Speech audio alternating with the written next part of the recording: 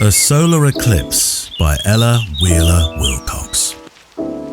In that great journey of the stars through space, about the mighty all-directing sun, the pallid, faithful moon has been the one companion of the earth, her tender face, pale with the swift, keen purpose of that race, which at times natal hour was first begun, shines ever on her lover as they run. It sounds very arid, doesn't it? It really does. That's my poem for the path. And before I tell you what's on today's show, I'm making my Photowalk unfashionably and probably one of the latest or the closest I've recorded it to it actually going out. Because we've only just got back from our holiday in America land, and the week has zipped by. Here I am Thursday afternoon before the Friday release. On a very, very hot Thursday afternoon, the temperature in car was 38/39 degrees, which I couldn't believe at the start, but honestly it does feel like that. So it's arid. I've returned to an arid landscape, and actually no Barney with me in the afternoon. That would be just wrong, wouldn't it? Taking a dog out in this heat. Mad enough as you are, Neil, for taking yourself out in it. Maybe so. But recordings have to be made. And returned to a very arid landscape. I took Barney for a walk across a normal field. We go very early this morning, actually. And part of it was burned. It was set light to by, not on purpose, but it might as well as have been in some respects, by a family that took one of those disposable barbecues. Fortunately, they alerted the fire brigade as soon as it looked like it was getting out of hand, and a lot of the woodland was saved. But when I see I came home to a law being discussed of banning disposable barbecues, and somebody in our family said, "Haven't they got other things to do with their time, these politicians?" And I thought, well, maybe so, but I think probably when you look at the amount of fires across Europe, if there's ways we can prevent stupid fires happening, there's a classic example to start with, then surely that's got to be a good thing. Anyway, yesterday, a fair chunk of the Northern Hemisphere had reason to look up. Here in the UK, we saw a partial solar eclipse, as did much of Europe, from Ireland and France, across Scandinavia, and further east as well. Across the Atlantic, parts of Canada land and the northeastern United States caught it too, while those further north, I think they were treated to the main event, weren't they? I've looked at the map, I think I've got it correct. The path of totality swept across Greenland and Iceland before crossing the Atlantic and reaching España, with a tiny, tiny corner of Portugal getting in on the act as well, I think, of totality, that is. All of which seems a very, very good excuse to return to the Photowalk archive over this summer, and an interview with a photographer called Jon Carmichael, who took eclipse chasing rather more seriously than standing in the garden wearing a pair of cardboard glasses. I did try to get mine when I returned, and they were sold out. So I didn't manage to see it quite in this style that I was hoping to. Jon Carmichael, who actually contacted me last month. I wonder why he did, and he just asked about when the interview that he recorded with me last went out. So obviously he was planning for the eclipse, because he thinks that way. At the time I just thought, oh Jon, that was ages ago. I'll have to look that one up. But Jon Carmichael wanted to photograph totality from 39,000 feet aboard a commercial airliner flight, which meant working out where the shadow would be, finding an aircraft capable of meeting it, and then securing the right seat. None of that sounds simple at all. And the story we're revisiting today is one of the most beautiful stories I think we've ever told on the show. And I mean that. It all starts with a geography teacher, and in, well, many ways, although we don't discuss it within our part of the interview, or the bit that you're about to hear anyway, and in many ways, though the interest in the story is never faded, it sort of ends with Elton John, because he bought the picture for his phenomenally large photographic collection. So Elton John was sufficiently impressed with this picture to buy it. Even if you've heard this story, either here or say in the amazing TED Talk, which, note to self, I must link to, it's one of those moments where you pull up the imaginary bar stool as you drag it along the path you're walking along, just to check what you thought you first heard happened really did happen, because it's one of those sorts of stories, as it were. It's definitely a dine-out-on-for-the-rest-of-your-life story if you are Jon Carmichael. What Happened produced one of the most extraordinary eclipse photographs I've ever seen.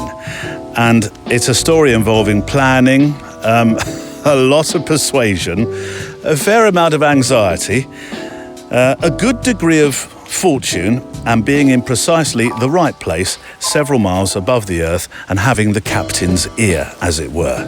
It's an amazing story you're about to hear today. From the mailbag, which we do have today, there's, actually, it's not so much a letter. The first one is, first missive is from Facebook, our wonderful community.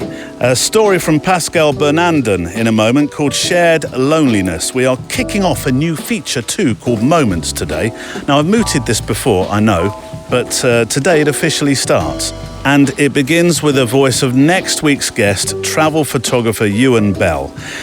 Per Burkhaug leans on 3 reindeer to find his why. Gert Van Cole thinks he knows why so many of us photographer types moonlight in other areas of creativity. I'd say I do, definitely in writing and certainly in sound. And it's a very deep letter, this, so bring plenty of hydration for that part of the show. And the last letter of the show is a story about rekindling mojo. Can I start, though, by thanking Art Helper?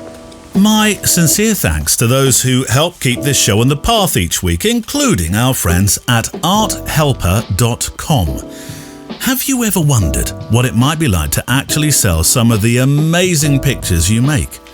Making photographs, of course, is the enjoyable bit. We're all agreed on that, right? But then comes the part most of us put off. Writing the Instagram post, updating the website, sending the newsletter, finding the words to explain why a picture matters, and that's where Art Helper comes in. The clue is in the name. Upload your photograph, and in moments it can write social posts, newsletters, and website copy that actually sounds like you. No staring at a blinking cursor wondering where to begin, just a head start. It's becoming much more than a writing tool as well. Art Helper is a place where you can keep your portfolio together, and if you're thinking, well, yeah, I could sell some of this, create realistic wall mock-ups of your work, connect with other artists in a like-minded community, and build your creative life in one place. And if you're worried about AI using your pictures for training, don't be. Art Helper's Art Protection Guarantee means your images are never used to train AI models. And can you tell me which other platforms are promising you that kind of behaviour? You can try it for free, and if you use the code Photowalk, you'll get 30 days off the pro version on them. Just head to arthelper.com, there's a link on the show page, and my thanks to Art Helper for supporting this podcast. Honestly, as I take my photo walk today, this it sounds like autumn, doesn't it? It really does. This is a path I decided to walk along this afternoon because it has so much tree cover. Usually, I would not have got this far in shorts because it's just overgrown with nettles and, well, just foliage you can't push through at this time of year. But today, not at all. I'll get a photograph. It's the Brimpton path that you and I walk along quite often with the show. I've got my X100V. Behaved itself in America in the heat, although I did get one overheating message one day. 420 shutter speed, f5.6, 160 ISO. Oh, a good 2 stops under. Just a pool of light. Hang on, I better turn up the sound on my camera. I usually keep that turned up loud so you can hear when I'm taking a photograph, but when I was photographing last week, trying to do some street photography in America, I turned it right down. Here we go again. That's better. Now you can hear. The best part of the show is receiving photographs and stories from your own walks, places you've stumbled across, pictures and stories that stayed with you, thoughts that arrived along the way, camera or no camera at all. If you enjoyed slowing down, paying attention and noticing more, you're in the right place with this photography podcast that isn't all about making pictures. Mostly, but not only. The email address for the show, and I'd love to hear from you, the mailbag gets a little bit slimmer this time of year, is stories@photowalk.show. Stories@photowalk.show. I am looking out for your letter. I'm actually starting this week, though, with a story from our Facebook group. And it's for 2 reasons. Partly because this is a story about looking up, which the last 24 hours has certainly been about in this part of the world. And then I suppose because I've just spent a couple of weeks away where this story that you're about to hear was something I witnessed over and over and over in restaurants and cafes and theme parks, featuring people like me on holiday. Not necessarily a new phenomenon you're about to hear, but I did like the writing in particular by Pascal Bernandin. It's a photo story called Shared Loneliness, made in beautiful Porto in Portugal. You'll see the picture that comes with it on the show page today, and for those in Facebook, you'll find it there too. It's a photo story called Shared Loneliness. Sitting at a blue metal table, a couple shares the space without looking at each other. She, her fingers brushing the screen of her phone, her eyebrows slightly furrowed, as if the whole world fits in this luminous rectangle. He, behind his red can of Coke, also consults his own screen and seems just as absorbed by a virtual reality. Between them, a silence as wide as the ocean, and yet no eyes meet. No words are exchanged. Around them, life pulsates, the muffled laughter of passers-by, the rattling of cutlery on neighbouring plates, the noise of traffic. These are like silent witnesses, but their eyes are riveted elsewhere. And this is perhaps the most striking paradox of our time. We could be in Paris, Barcelona, Montreal, or Porto, whatever, wherever. Everywhere, the terraces are transformed into archipelagos of lonely islets where everyone, despite the physical proximity, navigates alone in their own universe. Screens, these modern mirrors, reflect less the world around us than the one we choose to see. Yet it's enough to look up to discover the wonder of reality. The architecture of a century-old building, the smile of a stranger, or simply the silent but precious presence of the one who shares our table. A definite modern tale, Pascal. Some notes to self, perhaps, in there too, in a way. So thank you very much for that. I thought it was it was beautifully written. It was perfect. We talk so often about presence, don't we, on this show, and what photography can bring you in terms of presence. And that story is something that I'm sure everyone listening now has witnessed over and over and wondered, are you really together, you two?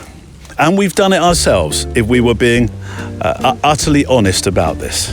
So thank you very much for that. A worthy start to the show today. So here's something new I'm going to be adding into the show after having a couple of weeks to think about new ideas while I've been away. Holidays are very good for that. It's called Moments, and we've talked about moments before, and I've tried it with a couple of guests, but this now is something that's going to feature on the show. As photographers, I think we spend our lives collecting moments, don't we? Sometimes in pictures, sometimes in memory. It works both ways. So I'm collecting moments from our guests and our extra milers. Here is next week's guest to kick this off, Ewan Bell, a travel photographer with a moment where a stranger changed his thoughts and life. That's a hard one. One of the things I did when I started trying to put together a travel photography career is that I travelled to Cambodia and I was doing some photography there, and that was my first time to Southeast Asia.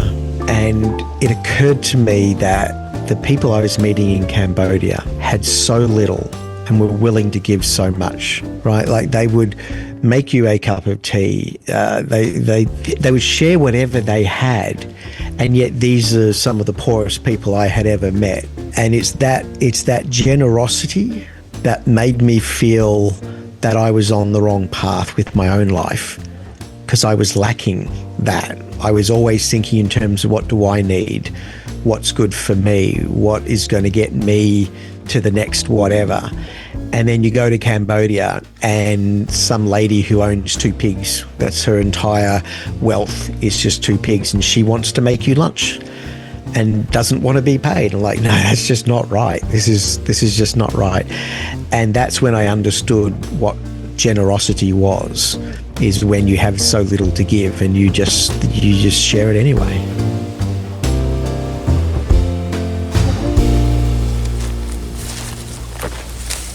So there's the first of our new moments featurettes appearing within our Photowalk shows. I'll be asking all our guests to take part in this. And, much like our why question, I think after a while we're going to have a very, very strong collection of these. Talking of why, the show before my holiday was about why.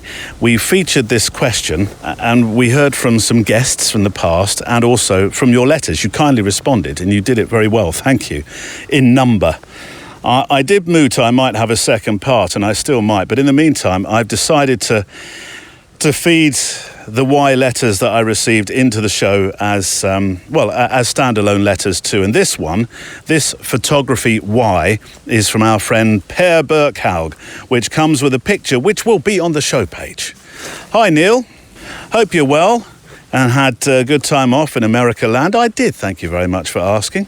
I wrote my first ever, what I consider to be my first ever official audio book. I might talk more about that on the Extra Mile. I think I will.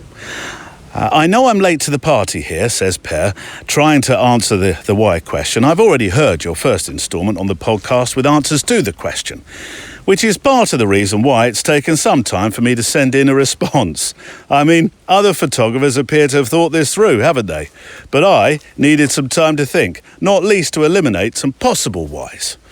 For one, I don't really need photography to get out. After all, I'm Norwegian. And you know us Norwegians, we walk and we hike and we ski and we bicycle and we run and we get out. So if it's not photography, what is my why in photography? And I think I can only really describe that as anticipation.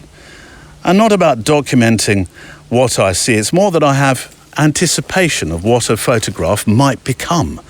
So I suppose there's elements of curiosity in that, and dare I say, some creativity. And there's also a certain amount of thrill in there for anticipation, like when you're almost certain that this particular shot holds something that can be so much more. It's almost intuitive, I suppose. So I think my why is anticipation. I think that best covers it. For good measure, I enclose a photo made during a recent hike in the mountains. You live in one of the most beautiful places in the world. I don't know how you ever choose what photographs to send in. I really don't.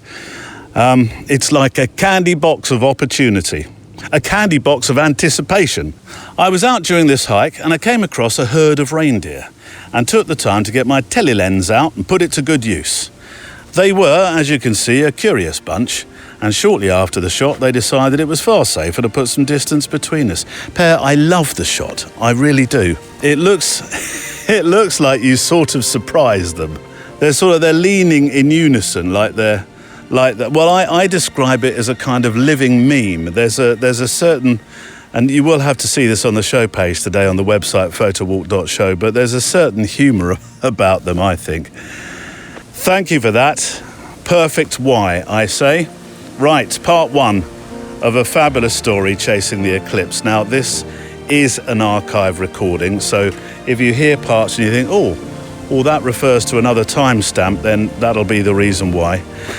But it's a story about chasing the eclipse, which I felt was very, very pertinent. And as soon as I was flying in, and I only really was reminded about the news of the eclipse as I was doing so, and I thought, the plans I had for this week have changed, and the travel photographer, the moments you're hearing, he is next week's guest instead of this week's guest, because I just thought this story is beautiful. I'm going to use the word delicious. It's an amazing story, and given that a great number of our audience were either enveloped by, looking at safely, I might add, hopefully, the eclipse, I thought this was a perfect story for my first show back after the holidays. So here is Jon Carmichael, part one, because you'll need two parts today. Astronomy photographer, Jon, that's your title, and it's one that you owe to a very, very special person, actually. I think it's fair to say that teachers are a very special breed, and you were very lucky to meet somebody who stoked your enthusiasm so much for the miracle that is space very early on in your life, didn't you? Yes. Are you referring to my geography teacher? Yes, I am. Oh, wow. You do your due diligence. You do your research. Yes, Mrs. Thompson. Yeah, she inspired me when I was in 7th grade, and little did I know how much she would affect my life decades later. Yeah. Have you spoken to Mrs. Thompson of late? I have not. I have to dig up my old yearbooks and find out her first name and try to hunt her down, because I would love to thank her. What did she say that made that much difference to your life? So it wasn't necessarily what inspired me to get into astronomy. I had always loved space and astronomy since before I could remember. I used to build and launch model rockets as a kid growing up, and built dozens of them. One of them was 6 feet tall and flew 2,000 feet up in the air.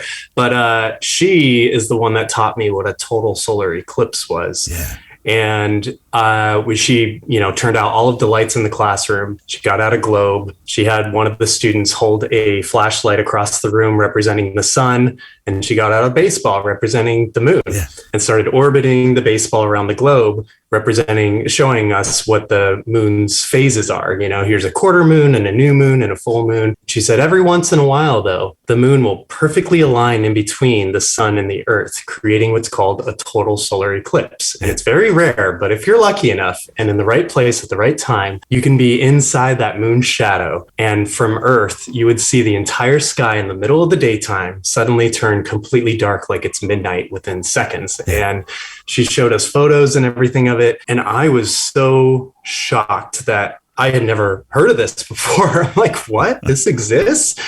How have I never heard of this? I ran home from school that day and I said, Mom and Dad, have you ever seen a total solar eclipse before? And no, I don't think so. And I'm like, you never been to totality? And my dad's like, what's totality? And I'm like, what?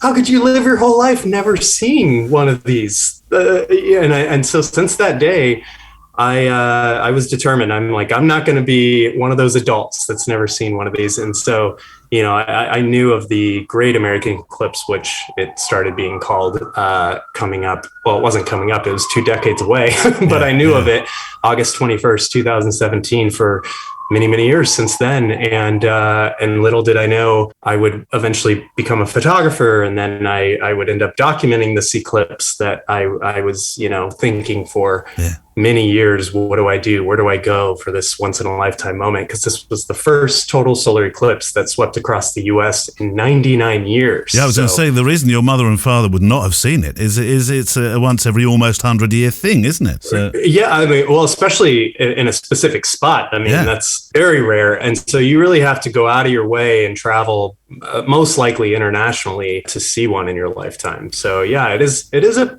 pretty big deal. And the moon's shadow is only 60 miles wide. And I do encourage anybody listening to go out of your way to go to a total solar eclipse, not 99% totality, go to 100% totality. It's literally 10,000 times brighter at 99% than 100%. It's a night and day difference. And you can take your eclipse glasses off when you're in totality and look at the sun with your naked eye. You could stare at it and see the sun's corona, the atmosphere of the sun. You can see prominences shooting out, solar flares. Wow. Ask anybody that's seen one. It brings you to tears. And it's quite remarkable. I have this, and listeners will know this sort of comedic ban on certain words. And one of those words that I've banned, particularly my children from using, is the word awesome.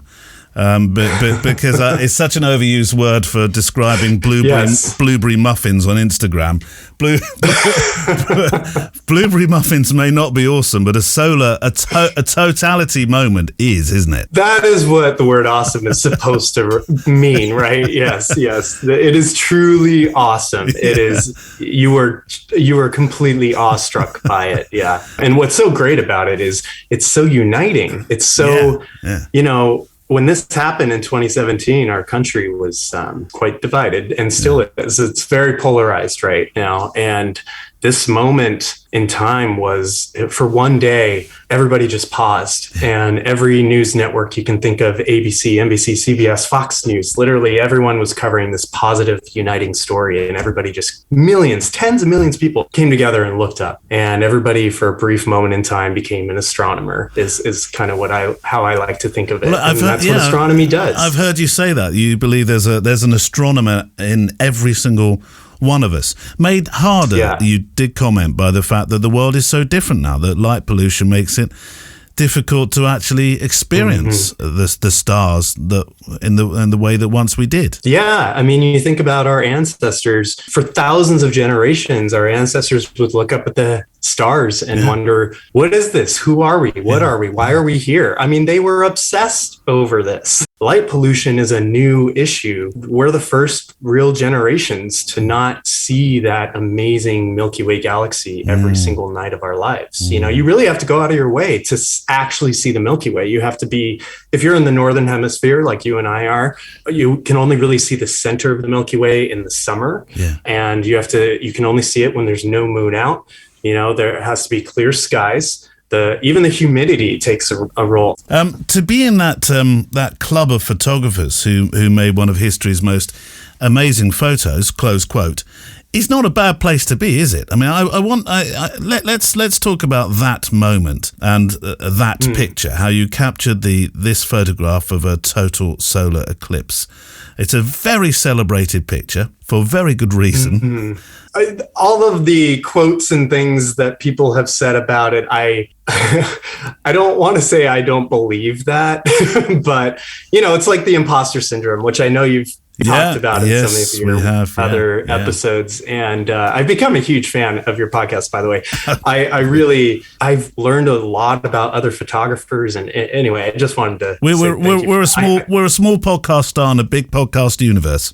Yeah, well, and it's so great. And the way that you are just so real and transparent and talk about struggles and talk about, what other photographers go through, because photography can be a very isolated experience. I do want to come back to the mental health thing, because that is very important, actually, and I know it's important to you as well. But this picture that you made of this total solar eclipse, and I can see you, like I do when I receive any form of flattery, squirming slightly uncomfortably when it's given all these titles. But it has, and you chose. I mean, it's a beautiful story, and I've watched you talk about it on various films, actually, and I've read some articles, and you've spoken about it on various news channels. So it's a well-documented story, but there's always people that haven't necessarily heard it. But I love it because the picture looks like you were gifted a NASA space rocket sent up to make a picture, and that's another story that we can come to. But you weren't. You were on a commercial airliner. you'd even taken cheekily $600 to put in the palms of the hand of a passenger who might be sitting in the window that you want to be sitting in to get this photograph. But I'll let you take it up from there, because it's a fantastic story how you got this image. When I make a picture out of an airline window, it's an utter disaster.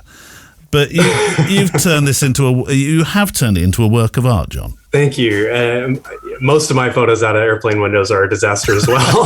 So, what's really funny about this is I never gave the story itself behind the image a second thought. In my mind, I had been envisioning this for pretty much since I was 12 years old from 7th grade geography class, right? And now, years later, I become a photographer, totally unintentionally. I was never planning on becoming a photographer. I just accidentally fell in love with it. Yeah. For this, there were a number of things that came together on how I even came up with this idea. And I actually have a pilot's license, not commercially, just sport pilot. I like to fly for fun. Flying has just been my number one joy, my passion since forever. Like I said earlier, I used to launch model rockets as a kid. My favorite rocket was called the Astrocam because it had a little camera on the nose cone, and it would launch up and it would take photos at its peak height of the Earth on its way down. Fantastic. And this is back in the 90s before digital photography, right? So I always remember being so anxious and excited to get it developed. And there were seeds being planted throughout my childhood that I wasn't aware of. So with flying and that Astrocam, and I love every flight I go on, I always get a window seat. I don't understand people that get an aisle seat. So this was really an embodiment of so many of my passions all merged together. And I got the idea several years before the eclipse. I kept wondering, because this also became the most photographed moment in history, this specific eclipse. So as a photographer, where do you go? What do you do for one of the most photographed moments in history? I think the best photographs come from an innate desire to create something that you feel that has nothing to do with commercializing it, has nothing to do with trying to get the most likes on social media. Like the best photographs are the genuine photographs that your goal isn't for people to see it. Because of that, I had this idea. I remember it so vividly, and I kept wondering for the eclipse, where do I go? What do I do? And I wondered if I could get up high enough in the air, could I actually see the shape of the moon shadow moving across the Earth's surface? So the moon shadow is a strip, isn't it? That moves, and that's the totality. That's right. The darkness. It is a circle, though. It's a circle, or more of an oval. Okay. So it actually is the shape of the moon being cast on the Earth. Oh, right. But the reason why, when you look at maps of total solar eclipses, it looks like a streak, that's the path of the circle. Oh. So that's part of the reason that this was such a difficult task to accomplish, because the moon shadow is only about 60 miles wide. It varies based on the eclipses and whatnot, but it's roughly about 60 miles wide, and it moves at 2,000 miles per hour. So to intersect an airplane into this 2,000 mile an hour moving shadow while the plane is moving at 500 miles per hour, it's I was pulling my hair out. And so I kept, I was looking up private jet companies and literally getting quotes for like $40,000. And I'm thinking, I don't have that kind of money to spend on this. That's kind of ridiculous. About 6 months before the eclipse, Alaska Airlines did this big announcement on social media that they have an entire aircraft of theirs that is fully reserved for astrophysicists and astronomers and eclipse chasers. They are going to charter one of their aircraft to be inside the moon shadow totality over the Pacific Ocean, 1,000 miles west of Oregon. And they're keeping one seat open for a lucky winner to be on this flight. All you have to do is submit a 30-second video explaining why you should be the one on this seat. And I'm like, I am freaking out. I am like, oh my God, this is it. This is going to save me $40,000. This is like meant to be, I can't believe this. Yeah. And so I worked so hard on this 30-second video. I hired an animator for it. I composed music to try to edit it to flow with the video. I bought a nice microphone for voiceover. I mean, it was literally a commercial. But the problem is they didn't actually announce the winner for this contest until about a week or less before the eclipse. And all my eggs are in this one basket. And I was looking at all the other submissions being sent in, you know, and my confidence started building because most of the other videos being sent in were just people talking on a webcam, no editing, very little effort. Most people were going way over the 30-second limit. So I assumed they would be disqualified. And so I thought, I have a very good chance of this. And they finally announced the winner and I lost. I lost. And I'm like, I'm so devastated. With a week to go. Now I have a week left before the eclipse, which I've been thinking about for literally 20 years. And I live in Manhattan, so I'm nowhere near the moon's path. The moon's path is kind of going through the central part of the US from west to east. And I started thinking, you know what? I'm going to look at all the commercial flights around the country. And, you know, I got my friends involved, you know, and I'm looking at all these commercial flights for the day of the eclipse. And, you know, I'm pulling my hair out. I'm trying to look at, okay, if this flight's leaving this city at this time and it flies at roughly 500 miles per hour cruising speed, it should hit the moon's shadow around this time. And I'm like, if any flight is like 2 minutes delayed, it's over, you know? Yeah. I'm just like, there's no way this is going to work out. And right before giving up, I found one flight. My friend Justin, actually, he was talking to Southwest Airlines, and we found this one flight leaving from Portland, Oregon to St. Louis, Missouri, about an hour before the eclipse started. And the flight path itself matched the moon shadow path. So there was no intersection. The flight path was the moon's path. Oh my word. And there was one seat left. There's one seat left, you know, when you're booking and it's like one seat left, you know, and I booked the flight without even thinking twice. Now I have to book another flight from Manhattan to get to Oregon, you know, on this crazy travel day. It wasn't cheap, but I didn't care. I'm just doing whatever. It was less than $40,000, let's be honest. Yeah, anything is cheap now at this point. So I get there the day before, but the biggest thing I'm nervous about, it's Southwest Airlines. And for those that don't know, Southwest doesn't have any assigned seating.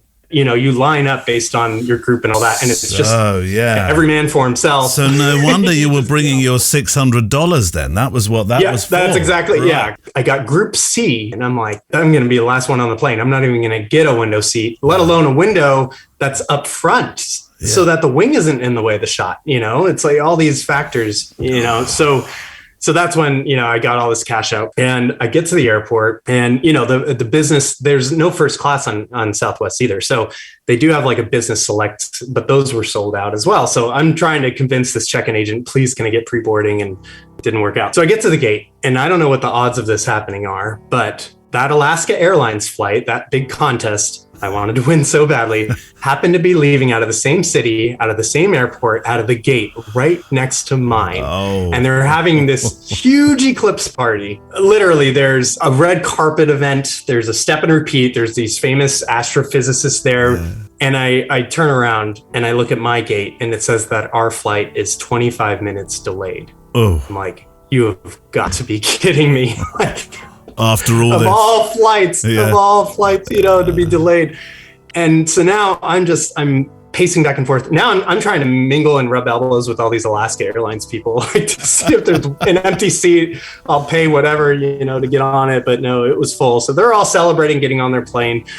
And I'm starting to think I need a contingency plan here because if this flight's this delayed, I'm going to miss it most likely.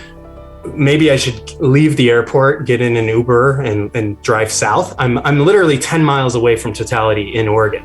So I'm like, at least I would see the eclipse from the ground. But right before leaving, finally a check-in agent comes onto the PA system. She says, thank you so much for your patience, ladies and gentlemen. There's a reason why we've delayed your flight today. As most of you have heard by now, there's a very historic moment happening in our country. For the first time in 99 years, you know, blah, blah, blah, solar eclipse. And these three gentlemen standing next to me here are three executives from Southwest Corporate that flew out from our headquarters in Dallas to be on our flight with us today.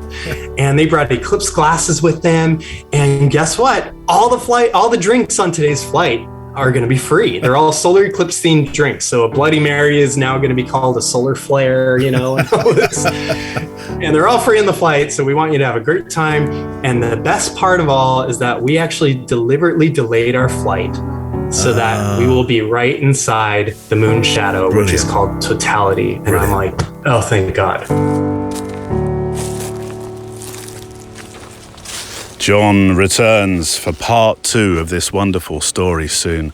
I'm right next to a field where they've collected round... Do you still call them hay bales when they're round? Do you? Calling all farmers. They're not particularly large hay bales. Surprised to even see them. I will get a picture, but it's through the barbed wire, so I'm not sure this is one that... Look, this is really a sketchbook photograph. It's nothing more. It's just a I was here picture. 1900 shutter speed, f5.6, 160 ISO. I'm shooting through some bushes and some foliage to right beneath me, just, I suppose, to almost naturally vignette the scene as it breaks into the sunshine. Well, the hay bale is in the sun anyway. We have a wonderful community that listens to this show each week, and then we have an extended family too called the Extra Milers, those who support the show each month. Honestly, without you, we would not be here. And I genuinely mean that. The patronage of this show is what keeps us here. So if you feel like you want to support the show, if you've heard it and you've felt over the last few years, I like that as part of my weekly listen, then if you can help us for the price of a fancy coffee a month, then you're very welcome to join us. And you can do so really, really easily by going to the website photowalk.show and looking for either support the show, the button, or the Extra Mile. Either or will get you there. And I have some news on the Extra Mile today. I was having a good old think whilst on holiday about how I can bring a bit of extra value. That sounds a bit commercial. I don't mean it to. It's I want that to sound slightly more fluffy, really, to the Extra Mile. We've been running the show for a while now. There's nearly 200. We're up to 199 extra miles. Is nearly 200, and there's a further 100 and something or other episodes from when it was called More, and there's some other stuff on top of that as well. Plus, you get a chance to join us in if you're in the Northern Hemisphere, our monthly Zoom show, live Zoom show, and for those in the Southern Hemisphere, you lucky people in that beautiful part of the world, you get your quarterly one as well. So thank you for being a part of that community. This week, I'm properly launching this new Moments feature you've heard a little bit of already within the Extra Mile. I'm having a chat with a friend of mine and yours, Mally of the Tree Davis. I called him at a rather, I suppose you could say, medically inopportune moment. You'll understand that when you hear it. But I do think it gets quite personal today on the Extra Mile, because I'm going to share a couple of my moments too. On this week's Extra Mile. A moment of patience. I reckon this injection I've had's done something to me. You should just say that Mally has just come from a procedure. I have, yeah. I had an MRI scan and a cortisone injection with dye. You're a stalwart, you are, to still be doing this. There's a moment of patience sitting on that MRI bed while it went dot, dot, dot, dot, dot. There you go. But I'd say moments of patience was only 2 days ago again. I know it sounds like I've been doing a lot this, but I'd set the project to 3 shoots a week, and I'm kind of maintaining it. And I was at Formby Beach, not when the eclipse was on, which was probably a bit of a mistake. I don't know. See, I'm one of these, I can't be there when the eclipse is happening, because what would I do? I just feel this urge to look at it. Anyway, that's another subject for another day. But I was at Formby, and the tide was so languid, so beautifully slow and rising, and it was sunset. And I wanted to get this particular shot where I was moving the camera on the ball head of the tripod and doing a multiple exposure. So Mally Davis is my guest on the Extra Mile this week to launch with some stories from myself as well. I thought I'd pick out a couple of moments, and I've had a bash at them too. and we share some fairly private moments, I think, on the Extra Mile today. If you'd like to join us on the Extra Mile, you can do so by going through photowalk.show and then the Extra Mile menu item or the orange button that says support the show. Right, to the mailbag, Robin. Here is one from Gert Jan Kool from the Netherlands land. Dear Neil, in the episode The Walk That Saved My Life, with a very inspiring and moving story of Dale Thomas. Yeah, it was, wasn't it? I really enjoyed my conversation with Dale Thomas. And it wasn't really a photographic one. More news about that in something called The Portrait on the Extra Mile today. But yeah, he was an extraordinary man, wasn't he? Dale Thomas to talk with on the show. I must actually reach out and just see how he's getting along. Anyway, you asked for thoughts on the email in that episode from Johan Rispling about photographers moonlighting in different art forms and why they do it. And it's true, isn't it? I love to write. In fact, I've just written my first audio book, and I love the medium of sound. And as I talk about within the audio book, actually, I also love painting. I haven't done any for years, but I do love watercolor painting. It's something I used to do a reasonable amount. So yeah, we do moonlight, if you like, in different art forms. I could hear myself thinking, says Gert, let's try to connect a few dots for you and your other listener as to why, because this is something that's at the core of my why. The dots I'm trying to connect are all over the shop, though. So please bear with me while I try to arrange them into a nicer pattern. Now, I want you to listen carefully, class, to this by Gert, because he does go deep. Personally, he says, I'm formally trained in both music and photography, and both at the Conservatory and the Photowalk School. I learned that creating something often starts with what's already there. Then you bring order into all that chaos, and you guide people's eyes or their ears, if you're a musician, to allow them to see or hear what you saw or heard in your mind's eye, or what you heard or what you think you heard in your head. I think I got that. It's a bit like Michelangelo's artistic philosophy, which was encapsulated in the belief that every block of stone contains a statue within it. I'd never thought of it like that.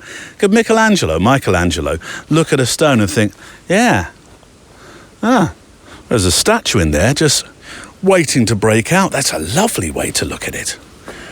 This is beautifully studious stuff, Gerd, and it's currently 39 degrees C. So I'm trying to keep up with you. I might have to find some shade with a forest bed to lie down on and think about it.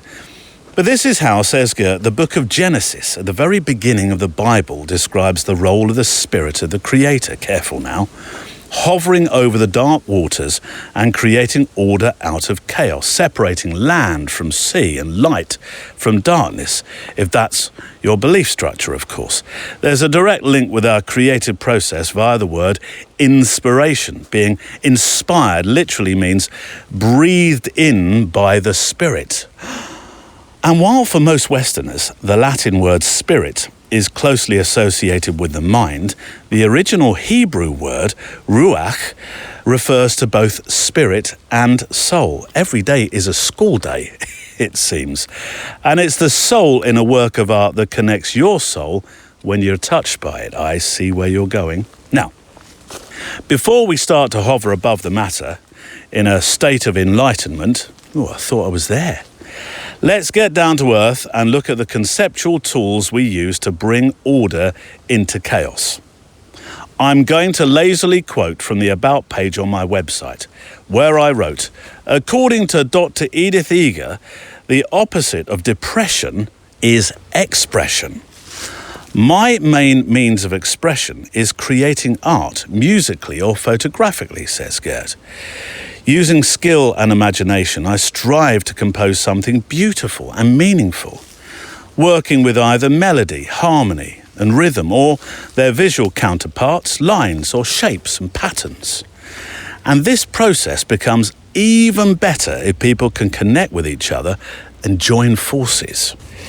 The physical tools may be different, a chisel, a brush, a voice, a camera, But they're all used in a similar fashion to guide attention using lines or shift shapes until there's balance, or arranging elements into patterns. And the heart and soul of the goal is the same, to express yourself and create something that helps to connect people, either by joining in the process, like being in an orchestra or choir, perhaps a model maybe in front of your camera, or by enjoying the result as an audience. Whether you're making a painting, sculpture, making music or a photograph or flower arrangement, or insert your art form of choice here, we're all in the same boat really. And once you've become inspired, you can pick whatever art form rocks your boat to express yourself, which I think is why so many photographers are secretly moonlighting as musicians, painters, sculptors, and so on. And vice versa. Kind regards, Gert van Cole. Well, I think after that, a moment is needed once again from next week's guest, the Australian travel photographer Ewan Bell, because that was beautifully written. And having read it 2 or 3 times now, just to make sure I deliver it, I hope in the way that you wanted it expressed. And I love, right at the start, sorry, I was just about to go into Ewan Bell's next piece, but I like right at the start Michelangelo thinking about that block of stone in front of him and imagining or knowing that there is inside that stone a statue. I think that's a lovely. It's not a metaphor, is it? No, it's Gert, help me here. The heat has got to my head. It's a whatever, but it worked very well for me. Yes. Here is the Australian travel photographer, Ewan Bell. Life and photography is full of moments. Here is a moment of compassion. I think the thing with compassion is that it matters most with the people who you least want to give it to. It really does. And I can think of some people I really don't want to give them any compassion whatsoever. But I also know that the people who challenge you the most are also your greatest teachers. And so my compassion comes out of, I don't like what they've done, but you've got to understand that they are making mistakes and we all make mistakes. And I would hope that I wouldn't be judged only by my mistakes. I would hope that I would be judged by the totality of what I've done, because I've made plenty of mistakes. And compassion for me just means you recognize that they are going to make mistakes as well. So most of our moments will be fairly short and succinct, around about a minute or so. And if you would like to join in with them, I'd love to hear from you. Stories at photowalk.show is always there. Extra milers, you will definitely have an opportunity to take part in this. I was doing the biscuit tin of questions. They were random questions. And I got thinking about this biscuit tin, and instead I've thrown all my moments in there instead. And I think it works. I think it'll work even better than the random questions I was pulling out. I might come back to that another time. But I'm looking forward to bringing you more of these life and photographic moments over the coming months. Right. Back to our story, the concluding part of my conversation with Jon Carmichael. This extraordinary story continues in part 2, where he's eventually found a commercial jet that may be able to help him make the most incredible picture of the great American eclipse. But, and it's a very important consideration, there are a number of factors that are still conspiring against him. Here is part 2 of my chat with Jon Carmichael, the story today of photographing an eclipse from several miles up. So now I'm just thinking, I still have to get a window seat, right? So I'm like, I should introduce myself to the executives, these 3 executives that are here. But first, I get all my camera gear out of my bags. I have 3 camera bodies on me. I have all these lenses. So I put the lenses on the bodies, and I'm putting them over my shoulders, to show maybe I'm legit. You look like the real deal. Yeah. Yeah. I'm not shooting with my iPhone. No. And I walk up to them. I'm wearing a NASA t-shirt and I introduce myself. I tell them, my story. And I even showed them my Alaska Airlines video, because that whole red carpet event's happening right across from us, right there. It's only 30 seconds and it shows some of my photography and stuff. And they said, those are your photographs? And I said, yeah. And and you were supposed to be on that flight, but you're on ours instead. And you just flew across the country to be on this flight to take photos of this. I said, yeah, but I really need a window seat. I'm in group C. They're like, okay, come with us. So I walk with them, and I am the first one on the plane, pre-boarding. And they introduced me to the entire flight crew. All the flight attendants, but they also introduced me to the captain and the first officer, both pilots. And they said, listen, this guy is really determined. We got to help him out. We got to help him get this shot. So the flight attendants, were like, pick whatever seat you want. So now my next goal is to find the cleanest window. And as you mentioned earlier, it's really hard to get a good, clean, sharp photo out of airplane windows. Also, layers of plastic. Yeah. It's not just solid glass. No, I know. There's several layers, aren't there? Yeah, it's very hard. So I'm looking through all these different windows. I run back to the front of the plane and I said, you guys, I can't shoot out of any of these windows. The outside of the plane is filthy dirty, and the captain, the pilot overhears me and he said, hold on, why don't you sit on the left side of the plane instead in the front row? Because I think I can get your window clean. So the captain himself gets into the cockpit. He gets these cleaning supplies out. He gets out of the plane using the moving jetway thing, you get on the plane with, and he reaches over and he washes my window from the outside of the plane. I mean, I can't believe it. And it's so funny. And I have photos of all of this, of course. And it's so funny because in that photo of him washing the window, you can see behind his hand is the Alaska flight that I wanted to win so badly. And in that moment, I thought of this quote by the Dalai Lama. I'm a big fan of the Dalai Lama. I highly recommend everybody read some of his autobiographies. Freedom in Exile is great.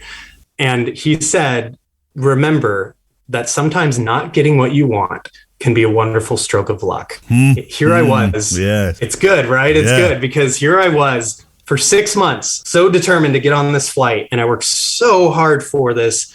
And literally 20 minutes ago, I was devastated thinking it's all over. And now I'm just thinking in this moment, he's washing the window for me. And I'm like, I might as well ask for more at this point. Yeah, it's going so well already. So I start collaborating with the captain. And I said, okay, look, I have been envisioning this for so many years. I really want to make it look like we're in space because the moon shadow isn't just going to be beneath us on the Earth's surface. The moon shadow is also going to be above us. Yeah. We're going to be sandwiched in because it's going to be blocking the Earth's atmosphere. We're going to be able to see through the Earth's atmosphere in the middle of the daytime from Earth. And the only way I can do this, shooting through this little 8-inch window, is I need to do what's called a photographic mosaic, kind of like a panoramic, right? Yeah.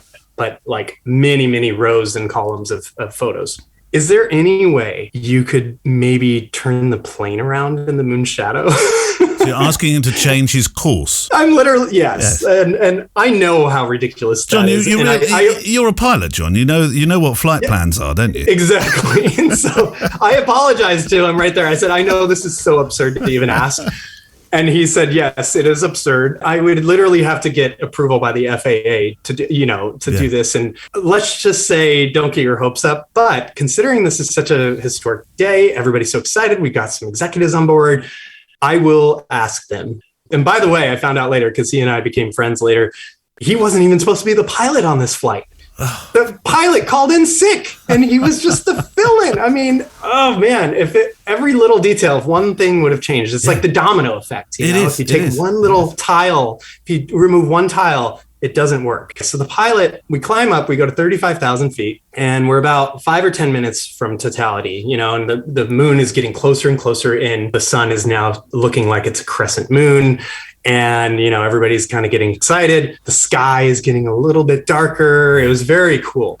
All of a sudden, the pilot, his name's Jeffrey Jackson, by the way, Captain Jackson. He says, he comes on to the PA system. He's like, all right, ladies and gentlemen, we're about 5 minutes away from totality. I'm going to do what's called an S-turn maneuver. And I'm like, he's going to do it. He's going to do it. Oh my God, he's going to do it. Yeah. He's like, I'm going to give you all a heads up, to show you ahead of time, what to expect. And I'm going to do the same thing once we're in totality. So he banks the plane to the left and to the right. And I'm sweating and shaking, and I have 3 cameras here and I'm just trying to get all my settings right. I'm doing 7 to 9 bracketed exposures for each image. I spent a lot of money on the fastest memory cards possible, and my goal was just to get all the data in, right? So I'm trying to get all these practice shots in, and I immediately realized he's not turning the plane wide enough. I'm not getting enough of the earth in. And also the eclipse is too high up and it's getting warped from all the layers of plastic in the airplane window. I have to shoot straight out the window. I can't angle it. Otherwise it gets all messed up. Obviously it's out of my hands now. There's nothing I can do, right? So all of a sudden there's 2 flight attendants sitting right in front of me in the jump seat, facing me because I'm in the front row.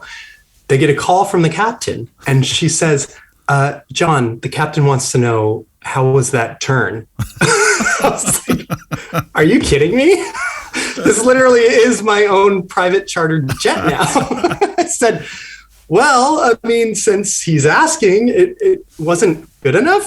He said it's not good enough. He needs a steeper turn and blah, blah, blah. And so he gets on the fly, no pun intended. He gets approval by the FAA and he climbs up another 4,000 feet to 39,000 feet. And he ends up turning the plane around 5 different times while the moon's shadow is passing over us. And we actually had the longest totality of anybody in the country because we're flying 500 miles per hour with the moon's shadow. With it. Yeah. So I actually got a little extra time. And I am just utilizing everything I've ever learned in my photography career in these 2.5 to 3 minutes.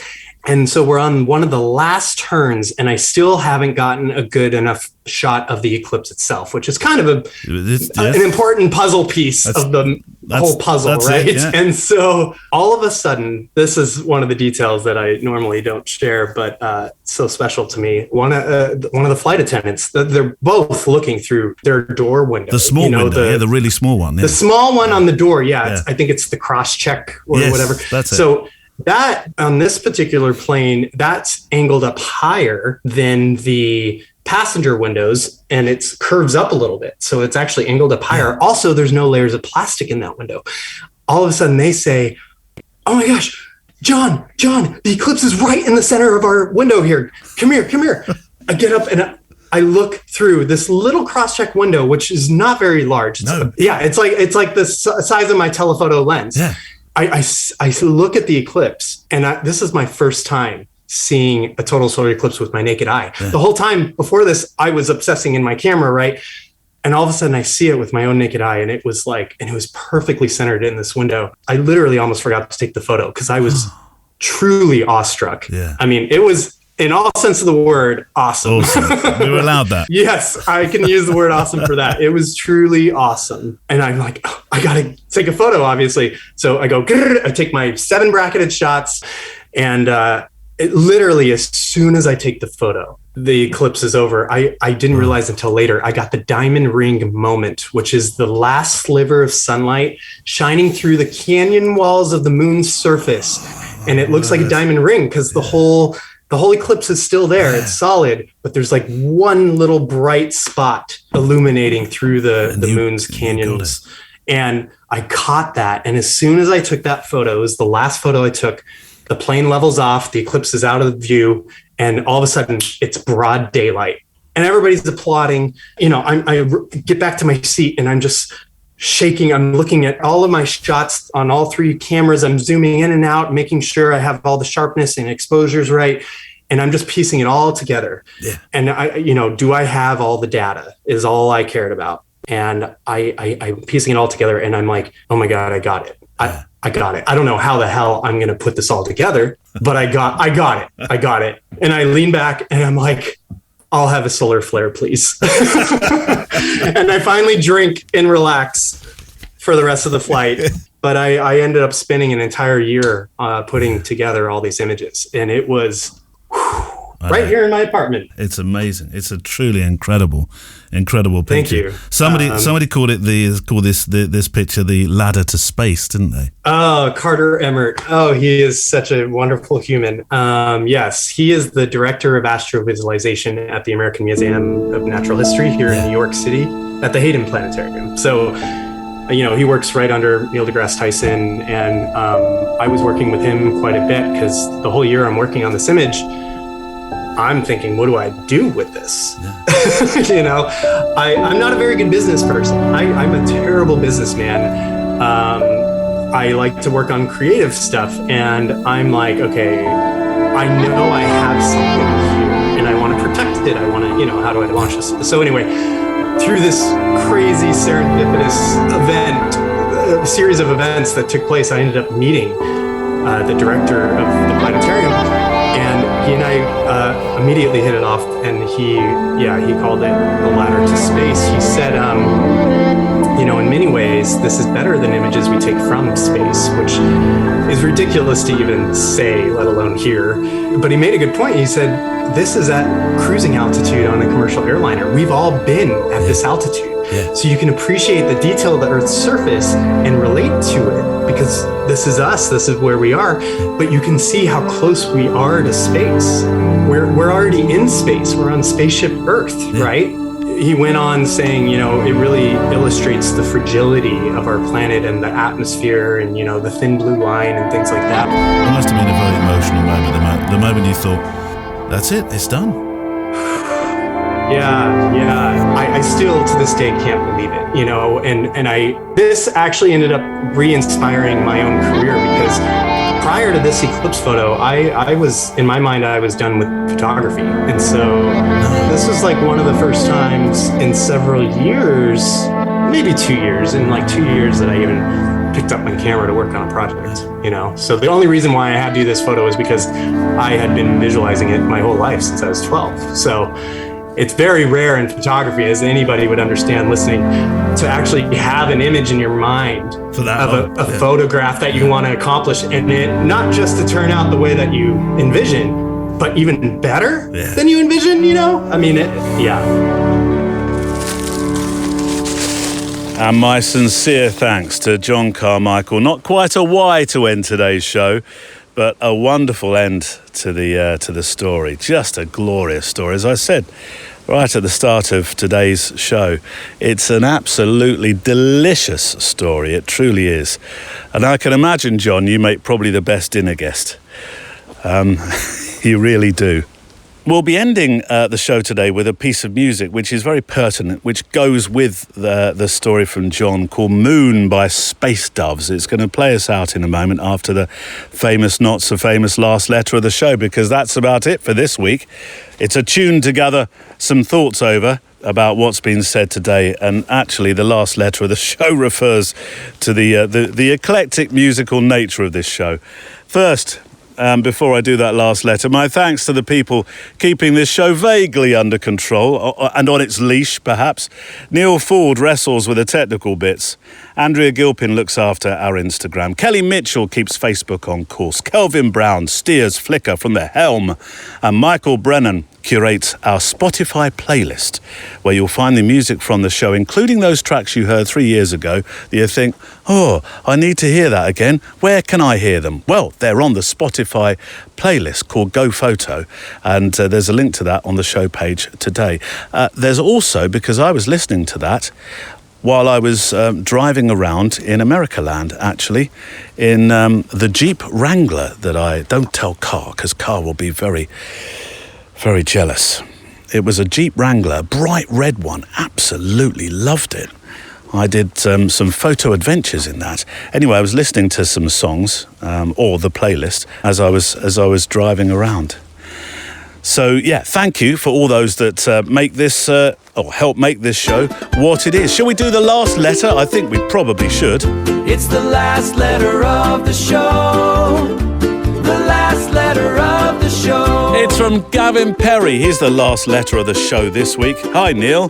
It's been quite a while since I last wrote in, so I thought I'd start with an apology. Gavin, you don't need to apologise. I know life is busy for folk. This year's been more challenging than I expected. Oh, I don't like where this is going, Gavin. Work has become a little too intense, if I were to be honest, and the result has been a real lack of energy and enthusiasm for photography. I have barely picked up my camera this year. Gavin, no! There are very few constants in life, but one of them has been your Photowalk. I've said this before, but the production quality of the podcast never goes unnoticed. Shall I get out the the sofa of flattery. The care you put into every episode, right down to the subtle sound effects. They're real. They're real. When I press the shutter, it's real. When I walk, it's real. I know we do use some stuff just to add a little bit of flavour here and there. But generally, when I'm out walking. I really am. I love the new page turn. Yes, that is an effect I've put in. So when Studio Self, as I used to call myself, pops in to tell you a bit of history about something, didn't happen this week, then we have a page turn just to almost suggest there's something coming in from the show's journal. They don't distract, they immerse. It's one of the reasons the podcast feels so different from so many others. The recent episodes, oh, stop now, Gavin, have been exceptional. The Notting Hill Carnival, the Dean Rally Community Meetup, the Scottish Retreat, 3 that immediately come to mind. Each had its own atmosphere, left me feeling like I'd been there alongside everyone else. And Gavin, you truly are. That's the whole point of when I take the show out on the road, as it were. Episode 532 with Paul Sanders was exactly, though, the kick up the backside I needed. I found myself nodding along through the conversation, and by the end, I'd ordered his book. I must tell him. I'm hoping it helps rekindle a little of the photographic spark that's been missing this year. I have absolutely no doubt that it will do precisely that, Gavin, for you. I really don't doubt that at all. As a small way of saying thank you for continuing to produce such consistently thoughtful work, I've upgraded my Extra Mile monthly contribution today. It doesn't seem quite enough for something that's accompanied me on my many walks, commutes and quiet moments over the years, but I wanted to say thank you. Gavin, Barney has eaten better this week because of you. He does send his apologies. This heat, there's no way he's walking around in this heat. I did see a sign while I was in America Land. I was in a lovely town. I travelled about an hour away from Orlando to get to this town that's just escaped me. What was it called? It was a beautiful little town. So beautiful I can't think of the name, although I did drive through a few towns. Anyway, it was a lakeside town. And I saw a sign and it said, if the temperature outside is 82 degrees, this is the temperature it is for your dog to walk on the asphalt. And I thought, what a clever sign. They were all over this town, the name which escapes me. I'll put it in the show notes because it deserves a mention. Kelly's shouting at me now, my friend Kelly, because I sent her a message saying, look at this place. Anyway, but then I turned a corner and there were, 15, 20 dogs being walked by a local association it was in the middle of the day as well, well, not quite the middle, near enough, that were training them to be therapy dogs. I thought the owners need therapy here, not the dogs, but that was an interesting signage thing. I'd like to see that in this country. Anyway, where were we? Oh yeah, one final thing made me smile, says Gavin. One evening, my wife happened to be listening to my playlist of your play-out songs. You see, Michael Brennan? They do listen to that playlist. When she said, his play-out music choices are a little bit weird. I replied, you don't understand, because they often have meaning. Thank you, Gavin, you noticed. I don't know whether I convinced her, though, but I thought you'd appreciate knowing that even your music choices spark conversation in our house. So thank you for continuing to make the Photowalk. Even during a year when photography has taken a bit of a backseat for me, the podcast has remained a reminder of why I picked up a camera in the first place. All the best from Gavin. Gavin, thank you for that. And you're right. Music often, nearly always, chosen for this show at the end, does have something to do with the subject nature of the show itself. And this one is no exception. Space Doves, Moon.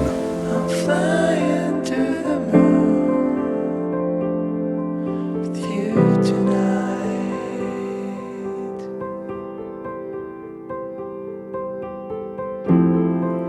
I'm flying back home with you tonight.